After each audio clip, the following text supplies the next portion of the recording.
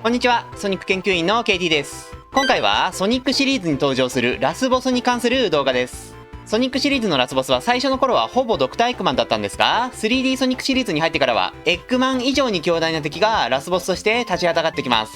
そしてそういったラスボスたちの中にはもうシャレにならないくらいの大惨事を引き起こしたキャラクターが何体かいるので、今回の動画ではそんな世界を滅ぼしかけたとんでもないラスボスを6体ご紹介しようと思います。この6体の中には例えばドラクエや FF といった RPG のラスボスにも匹敵するくらいヤバいキャラクターもいるので、ソニックのラスボスだからといって舐めちゃいけませんよ。それでは早速始めていきましょ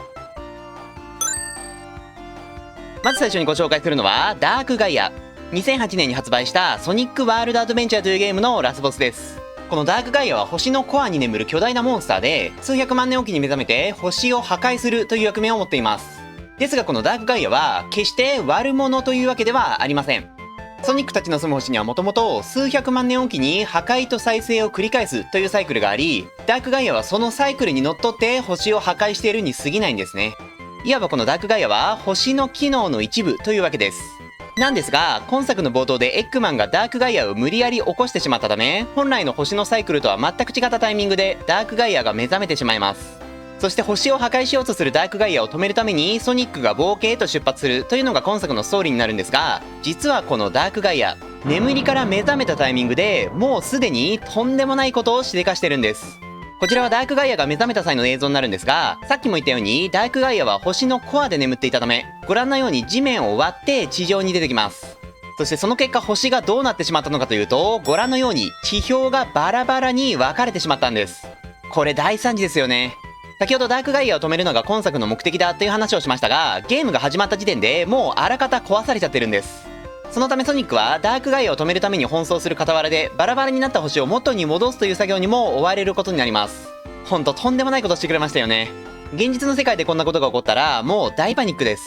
ただ一方で今作に登場する人々に話しかけてみると、こんな大惨事が起きたにもかかわらずみんなめちゃくちゃ通常運転なんですよ。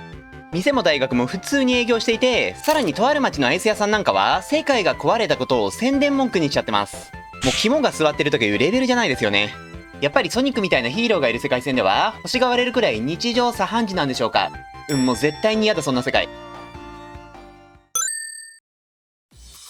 続いてご紹介するのはタイムイーター。2011年発売のソニックジェネレーションズのラスボスです。今作はソニック20周年記念作品ということもあって、新旧2人のソニックが夢の共演を果たしたり、過去作の人気ステージが多数リメイクされているお祭りのようなゲームです。一方でストーリー性はほとんどないので、このタイムイーターも他作品のラスボスと比べると正直影が薄いキャラクターではあるんですが、冷静に見てみるとこのタイムイーターめちゃくちゃヤバいです。というのもこのタイムイーターは通り過ぎた場所の時間を消滅させるというとんでもない性質を持ってるんですね。しかも時間が消された場所はご覧のような謎の白い空間に吸収されてしまうので、実質時間と空間の両方を消滅させるということになります。これも恐ろしい能力だと思いませんか？実際今作の作中ではタイムイーターによってソニックの住む世界や仲間たちがこの謎の空間に閉じ込められてしまいます。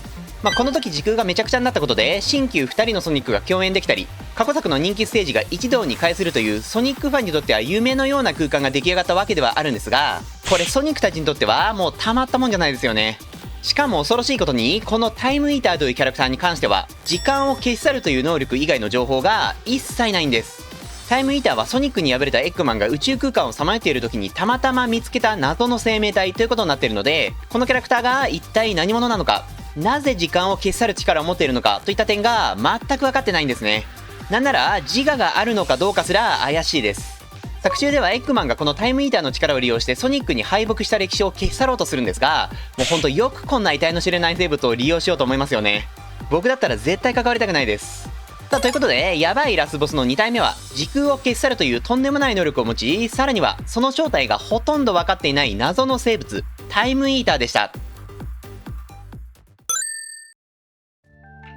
続いてご紹介するのはパーフェクトカオス。1998年発売のソニックアドベンチャーというゲームのラスボスです。今作にはカオスという謎の液状生命体がソニックたちの前に立ちはだかるんですが、このカオスというキャラクターはカオスエメラルドという宝石を吸収することでパワーアップするという能力を持っていました。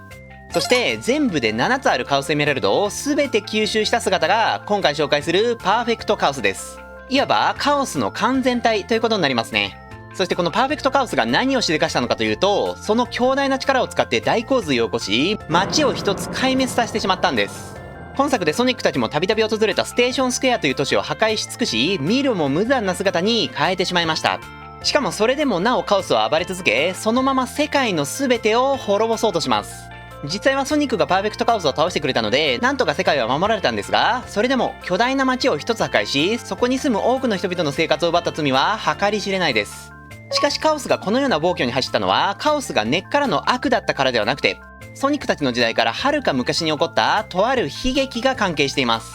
カオスはもともとソニックたちの時代から数千年前に生きていた人物で、当時チャオという小動物の守護者として穏やかな生活を送っていました。またカオスとチャオたちが暮らしていた場所には7つのカオスエメラルドとそれらを据えるマスターエメラルドが祀られていたんですが、ある時これらのエメラルドの力に目がくらんだ古代ナックルズ族という部族がエメラルドを奪い取るべくカオスたちの元へ攻め込んできます。そしてカオスが守護していたチャオたちがこの古代ナックルズ族たちによって虐殺されてしまうのでした。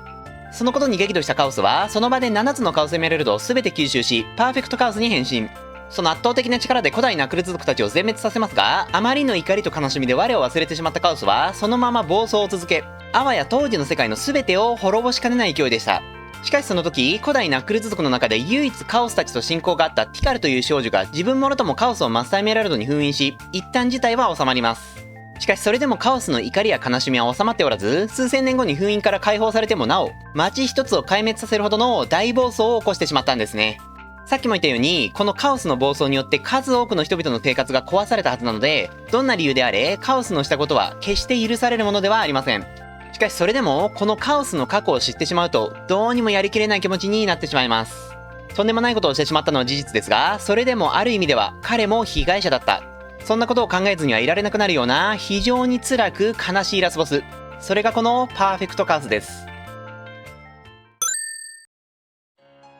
続いてご紹介するのはバイオリザード。2001年発売のソニックアドベンチャー2に登場しました。このバイオリザードはソニックたちの時代から50年ほど前に生み出された人工生命体で、その名の通りトカゲのような見た目をした非常に巨大な生物です。そしてこのバイオリザードが何をしたのかというと、宇宙に浮かぶスペースコロニーを引っ張って地球にぶつけようとしたんですね。ただこれはバイオリザード自身の意思でそうしたわけではなくて、エッグマンの祖父であるプロフェッサー・ジェラルドという人物が仕組んだ人類滅亡計画の一部でした。ジェラルドはとある理由から人類を恨むようになってしまい、その結果アークという名のスペースコロニーを地球にぶつけて全人類を滅亡させるという恐ろしい計画を用意するに至ります。そしてこの人類滅亡計画の最終防衛システムになっていたのがこのバイオリザードでした。何らかの理由でアークの落下が止まってしまった際に、バイオリザードに直接アークを引っ張らせて意地でも地球にぶつけようとしたんですね。このジェラルドの執念というか、思わずそこまでやるかと言いたくなるような狂気、本当に恐ろしいです。そしてその狂気に巻き込まれてしまったバイオリザードもとんでもないことを仕掛けたのは事実なんですが、ちょっとかわいそうな気もしてきますよね。人類の都合で勝手に生み出され、最後は人類を滅ぼすために自爆させられる。さっきのカウスと同様に、このバイオリザードもある意味被害者と言えるキャラクターかもしれません。なお今作のラスボス戦はソニックとシャドウが2人でスーパー化するということもあって、非常に熱いバトルが展開されます。この辺りはソニックシリーズの中でも屈指の名シーンで、僕も昔遊んだ時はもうむちゃくちゃテンション上がったんですが、大人になってからやってみるとどうにもこのバイオリザードの心情が気になってしまうんですよね。アークを引いて地球に向かう中、彼は一体何を思っていたのでしょうか。続いて紹介するのは2005年発売のシャドウ・ザ・ヘチオックよりブラック・ドゥーム。このキャラクターはブラック彗星という星に住む地球外生命体で、非常に高い戦闘力と不老不死の体を持っています。そしてこのブラック・ドゥームはある日突然大量の軍隊を率いて地球に攻め込んでくるんです。今作の中にブラック・ドゥームたちが攻め込んできた街を進むステージがあるんですけど、その街はもう容赦なくめちゃくちゃにされ、目も当てられない状況になっています。さらに物語の終盤ではカオスコントロールを使ってブラック彗星自体を地球にワープさせ、そこから人の神経を麻痺させるガスを放出することで地球上の生命体を動けなくするという本当にシャレにならないこともしでかしました。そしてこのブラック・ドゥームはこれまで紹介したラスボスたちと違って完全なる悪の存在で、彼の目的は人類を刺激してブラック・ドゥームたちにエネルギーを供給する家畜にすること。つまりこのブラック・ドゥームは人類に対する明確な敵意を持ってさっき紹介したような大惨事を引き起こしたということになります。この点が今まで紹介してきたラスボスたちと明らかに違うところで、なおかつこのブラック・ドゥームの非常に恐ろしい点です。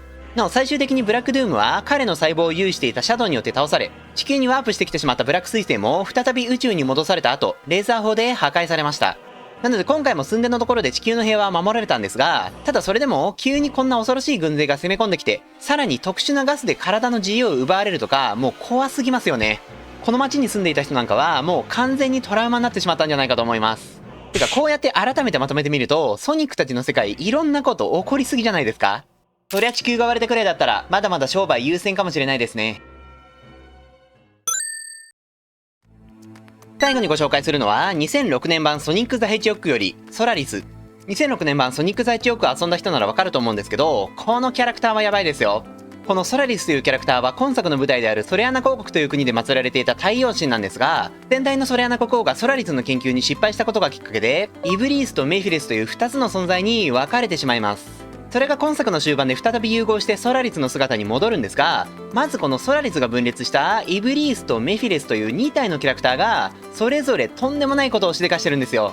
まずイブリースに関しては今作の時代から少し後の時代に世界を焼き尽くし文明を崩壊させてしまっています。今作ではソニックたちが過去や未来に時間移動するシーンが何度かあるんですが、その中で訪れた未来の世界はこのイブリースによって破壊し尽くされた地獄のような世界になってるんですね。これまで紹介してきたラスボスたちの中にも世界を滅ぼしかけたキャラクターは何体かいましたが、このイブリースは未来の出来事とはいえ実際に世界を滅ぼしてしまっているという点で、これまで紹介してきたラスボスたちとはヤバさの次元が違います。そして一方のメフィレスはというと、こちらはソニックシリーズ1と言っていいほどの大罪を犯すんです。このメフィレスはとある理由から今作のヒロインであるエリスに涙を流させる必要があったんですが、このエリスがどんなに恐ろしい目にあっても一切涙を流さなかったため、なんとメフィレスは最後の手段としてエリスの目の前でソニックを殺害したんですね。